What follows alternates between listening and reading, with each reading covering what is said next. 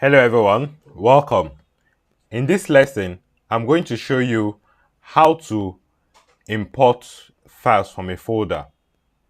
So you have this, the file we are going to use is, we have sales of perfumes in 5 different countries.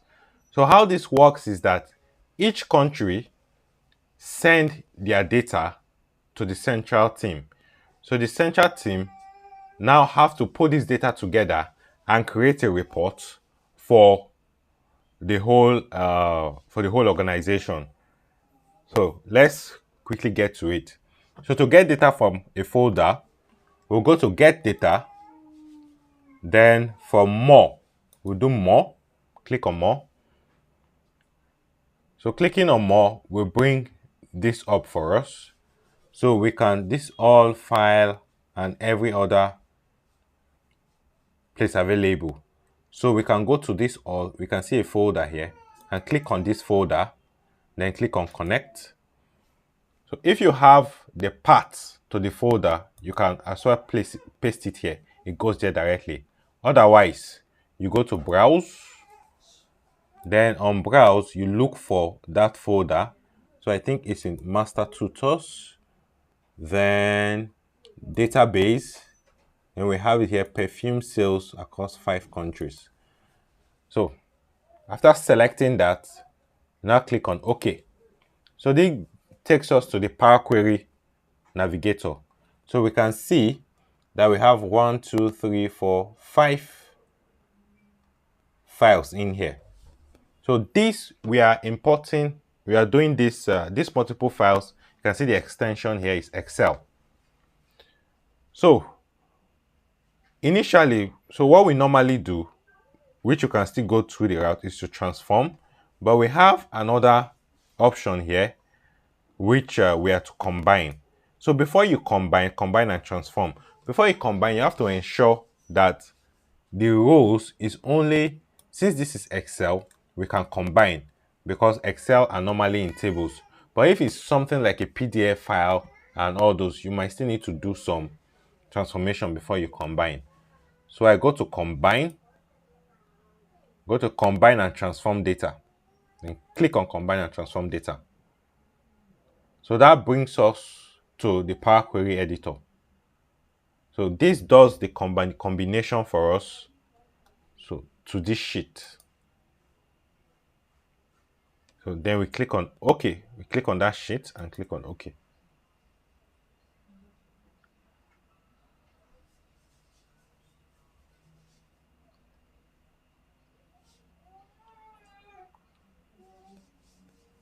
So this takes us to the Power Query editor, which is this. So this is what it has done. It has expanded the table column. So other columns we don't need. It has just expanded it and just changed it into this for us. So we can see sales. When we go to the source name, you can see sales across different countries: Canada, France, Germany, Mexico, USA. So this is the gross sales, sales, then discounts, cost of goods sold, profit, so everything that you have to know. The month of sales, so this across the different countries as well, and all of those. So this has combined the data across all those 5 countries. So this we know by seeing what we have here. We have those 5 countries here. So what do we do next? On our change type, let's just go through to see that everything is in the proper. Okay. So now, based on this my view, let me remove this distribution and profile. So this is showing me column quality. So here is fine, but here is showing me that some columns are empty. So what will I do in that case?